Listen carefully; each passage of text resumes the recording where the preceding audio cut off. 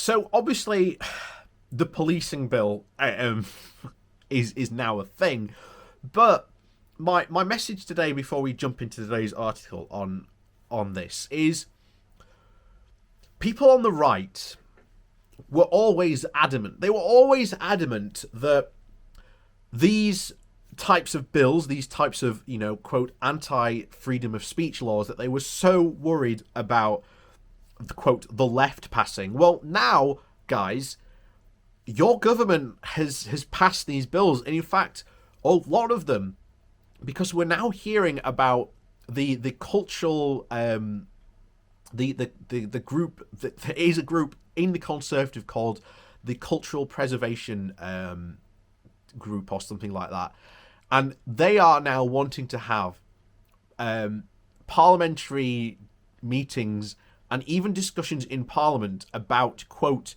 getting rid of woke culture.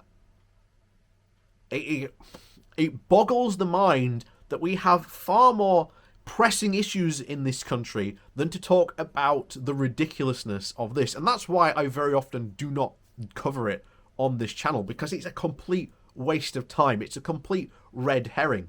And there's obviously the argument, yes, you should address it and point out how ridiculous having these discussions are. But the policing bill is an exact point of, hey guys, you said it's the left that's going to be introducing these types of draconian free speech measures. But here you have a very, very right-wing government introducing the exact same type of draconian measures that you've said we were the ones going to be introducing. So I'm slightly confused as to why many people on the right are suddenly surprised, or basically in some sort of laughing mode, as if this is funny or somehow like justification, when many of them have been saying that it was the left that was going to do stuff like this. So I'm confused, guys. Is it the left that is going after free speech, or is it the right that is currently implementing draconian laws and legislation to specifically go after people's right to protest and free speech? I don't know. You tell me. So today's article comes from The Independent. But before we do get into that, please do remember to hit that like and share button. And of course, down below, there is a link to my Patreon page, as well as a one-off donation link. And as always, thank you very much to those people who do support me that way. So, like I say, this comes from The Independent, and the title is, Boris Johnson was portrayed as a liberal, but his draconian government is wrecking Britain.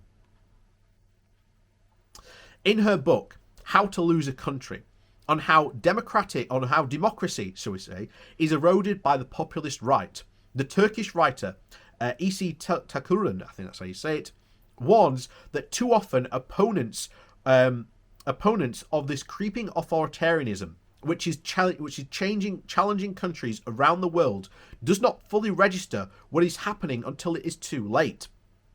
There's an assumption that some force or institution will kick in to halt the march, but such faith is misguided.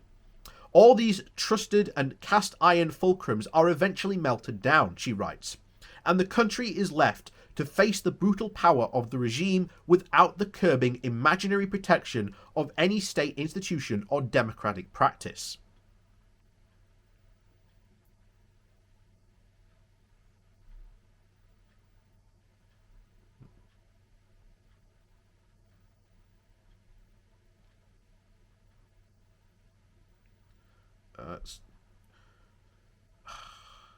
Sorry, that was an annoying advert that made me answer a question.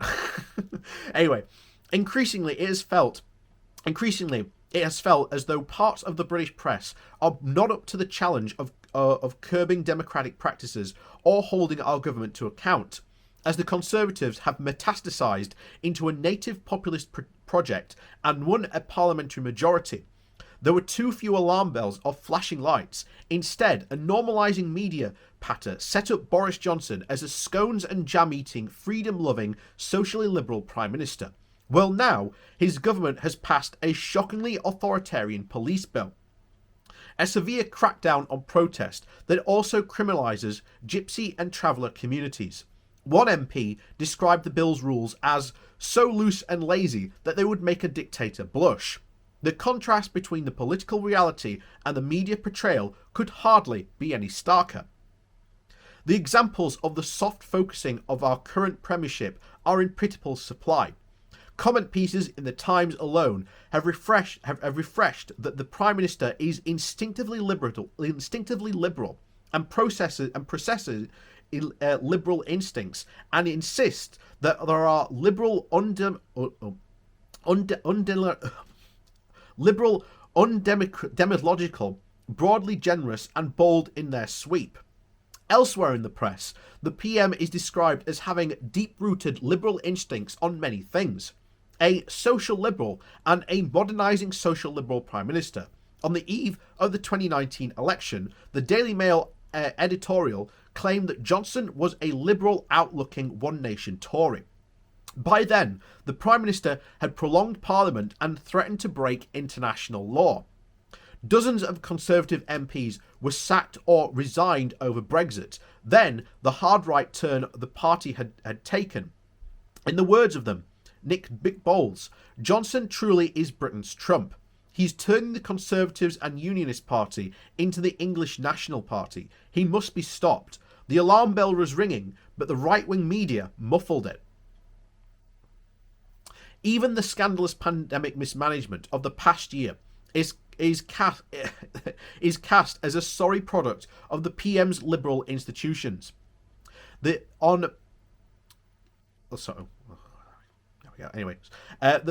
sorry product of the PM's liberal inclinations. On Johnson's lockdown delays, Robert Patterson, the political editor for ITV News, wrote, "If Boris Johnson has a political philosophy, it is that he will not restrict our liberties unless there is an overwhelming reason to do so." Commentators also echo the briefings on Johnson's reluctance to limit our freedoms is a terrible political failure, costing tens of thousands of lives, thus reneging as an unfortunate excess of liberal decency. And so, the reality of an increasingly draconian government keeps bouncing off the surface of media analysis. This inability to appraise our politics is partly due to the deflating force of British exceptionalism. That an authoritarian slide can only happen in other faraway countries. A superiority complex that interprets crises elsewhere as a product of ancient hatreds, sectarianism, or political immaturity, and reflects a blindness to how quickly things can actually fall apart, anywhere once they begin to break. Perhaps it is also difficult to spot authoritarianism when it comes from your ideological camp that you sit with.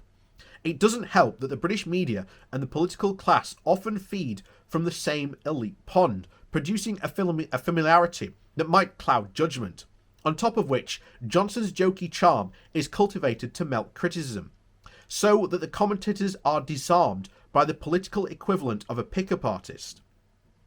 Whatever the reasons, the result is the free-falling despair among many progressives who warned of the public tornado that is now wrecking Britain. Our judiciary and lawyers are attacked by the government and its media, and cheerleaders are so too often our probing journalists. This government has sought to undermine the rule of law by carving out exceptions to it, and it has the Human Rights Act and the liberal institutions such as the Electoral Commission in its sights. This government has banned schools from using material from anti-capitalist groups and claimed that teaching about white privilege is illegal. Meanwhile, the Labour leadership seems terrified of confronting, or perhaps even doesn't quite grasp, that the populist right climate we're all in, all of which is shockingly simultaneously and isolating because, as Telcom notes, if your moral values are not politically organised, you can end up feeling quite alone. This is why protest movements are so often galvanised at such moments, which is why we are now seeing defining campaigns and persistent legal challenges to the government's authoritarian measures. That power still remains and is the collective power of each other. But what also remains still is the unshakable sense that they are really that they really should be doing media sirens blaring. So I can't disagree. At the moment, the right, because it is the right, are on a massive authoritarian bent. And this is not going well. Like I say, we want to live in an open, democratic, very liberal society. That's the aim. That's what I want for a social democratic country to be. And this is why, again, I've stressed it before, we have to get PR in, because the only way you're going to get rid of this nonsense that the Tories are currently pushing is to get rid of them. And I find it so hilarious now that so many of these people that have been championing Boris Johnson and the Tories are now still championing. And I'm waiting for the time when these rules come to bite them in the ass, because it will sooner or later. And then maybe they'll realise that maybe the left did have a point. The criticisms we were laying against Boris Johnson and his party and many of the other policies that they put forward were actually kind of right, in that they were very leaning authoritarian. And yet I find it so funny that just literally a month ago, there were many people on the right who were calling the left the authoritarians. So, guys, that fence sitting really hurts. It must really hurt sitting on that fence. So, as always, thanks for watching, and please do remember to hit that like and share button, and of course, down below there's a link to my Patreon page and a one-off donation link, and as always, we'll see you all next time.